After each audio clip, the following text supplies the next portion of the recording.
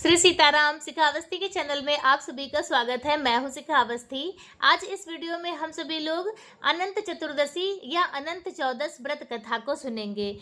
अनंत चतुर्दशी के व्रत का शास्त्रों में बहुत ही खास महत्व बताया गया है।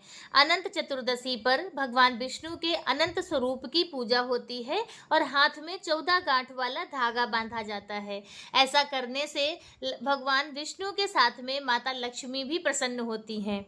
अनंत चतुर्दशी की पूजा में कथा का पाठ करने का बहुत ही ज्यादा महत्व बताया गया है। तो चलिए अनंत चतुर्दशी की पौराणिक व्रत कथा को सुनते हैं। एक बार महाराज युधिष्ठिर ने राजसूय यज्ञ किया और यज्ञ मंडप का निर्माण बहुत ही सुंदर तथा अद्भुत रूप से कराया था। उस मंडप में जल की जगह पर स्थल और स्थल की जगह पर जल दिखाई देता था। इससे दुर्योधन एक स्थल को देखकर जलकुंड में जा गिरा। द्रौपदी ने देखकर उनका उपहास किया और कहा कि अंधे की संतान अंधी ही होती है।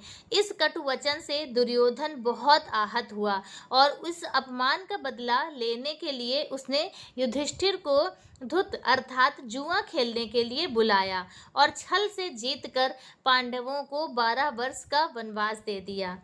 वन में रहते उन्हें अनेक कष्टों का सामना करना पड़ा। एक दिन वन में भगवान श्री कृष्ण युधिष्ठिर से मिलने आए। युधिष्ठिर ने उन्हें अपना सारा हाल बता दिया और इस विपदा से निकलने का मार्ग भी पूछा। इस पर भगवान श्री कृष्ण जी ने उन्हें अनंत चतुर्दशी का व्रत करने को कहा और कहा कि इसे करने से तुम्हारा खोया हुआ राज्य तुम्हें वापस मिल जाएगा। इस वार्तालाप के बाद भगवान श्री कृष्ण जी ने युधिष्ठिर को एक कथा सुनाई। प्राचीन काल में सुमंत नाम का एक नेक तपस्वी ब्राह्मण था। उसकी पत्नी का नाम दीक्षा था। उसकी एक परम सुंदरी धर्मपरायण तथा ज्योतिर्मयी कन्या थी जिसका नाम सुशीला था। सुशीला जब बड़ी हुई तो उसकी माता दीक्षा की मृत्यु हो गई। पत्नी के मरने के बाद सुमंत ने कर्कसा नामक स्त्री से दूसरा विवाह कर लिया। सुशीला का विवाह एक ब्राह्मण सुमंत ने कौंडिन्य ऋषि के साथ में कर दिया। विदाई में कुछ देने की बात पर कर्कसा ने दामाद को कुछ ईंटें और पत्थरों के टुकड़े बांधकर दे दिए। कौंडिन्य ऋषि दुखी हो अपनी पत्नी को लेकर अपने आश्रम की ओर चल दिए, परंतु रास्ते में ही रात हो गई तो वे एक नदी के तट पर संध्या करने लगे। सुशीला ने देखा वहां पर बहुत सी स्त्रियां सुंदर वस्त्र धारण कर किसी देवता की पूजा कर रही थीं। सुशीला के पूछने पर उन्होंने विधि पूर्वक अनंत व्रत करने की महत्ता बताई। सुशीला ने वहीं उस व्रत को अनुष्ठान कर लिया और 14 गांठों वाला डोरा हाथ में बांधकर ऋषि कौंडिन्य के पास आ गईं। कौंडिन्य ने सुशीला से डोरे के बारे में पूछा तो उसने सारी बात उन्हें बता दी। उन्होंने डोरे को तोड़कर अग्नि में डाल दिया। इससे भगवान अनंत जी का अपमान हुआ। परिणामतः ऋषि कौंडिन्य दुखी रहने लगे। उनकी सारी संपत्ति नष्ट हो गई।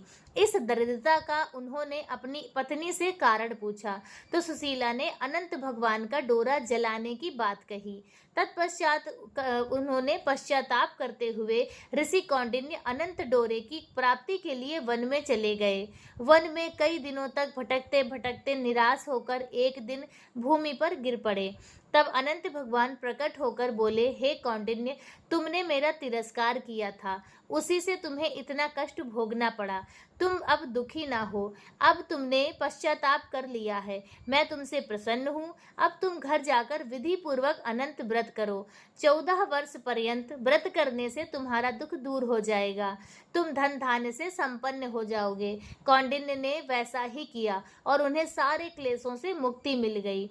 श्री कृष्ण जी की आज्ञा से युधिष्ठिर ने भी अनंत भगवान का व्रत किया, जिसके प्रभाव से पांडव महाभारत युद्ध में विजयी हुए तथा चिरकाल तक राज्य करते रहे। तो इस प्रकार से अनंत चतुर्दशी व्रत कथा संपन्न हुई। बोलो अनंत भगवान की जय। श्री लक्ष्मी नारायण भगवान की जय।